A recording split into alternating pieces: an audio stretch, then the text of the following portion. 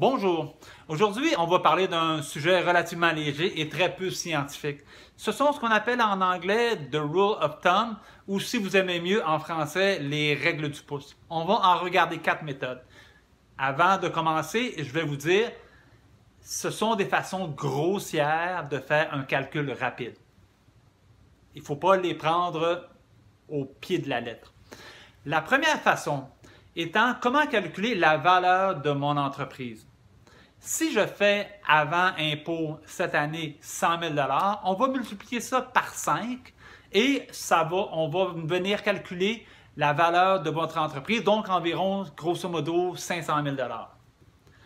La deuxième règle du pouce qu'on va regarder, c'est la règle de 3.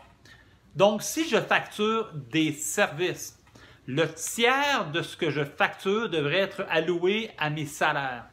Le deuxième tiers devrait être alloué à mes frais fixes. Et le troisième tiers devrait être ma portion profit. La troisième règle du pouce que l'on va regarder aujourd'hui, c'est les revenus par employé. Une façon relativement facile de savoir est-ce que je suis rentable ou non. Donc, si j'ai des revenus de 500 000 $ et que j'ai 5 employés, donc j'ai des revenus de 100 000 $ par employé.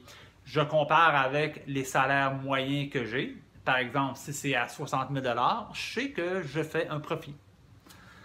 La quatrième règle du pouce qu'on va regarder aujourd'hui, c'est la règle du 72. La règle du 72 vous aide à déterminer combien de temps que ça va vous prendre pour doubler votre investissement initial. Par exemple, si j'investis un 10 000 $, combien de temps que ça va me prendre pour que mon 10 000 vale 20 000? Si j'ai un rendement de 7 %, ça devrait me prendre à peu près 10 années pour que mon montant double. Donc, 7 fois 10 égale 70 ou 72.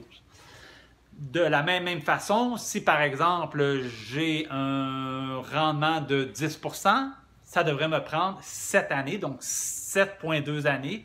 7,2 fois 10 % égale 72 pour que mon montant initial de 10 000 $ arrive à 20 000 $. Voilà, c'est 4 façons de faire des calculs rapides. Merci, au revoir.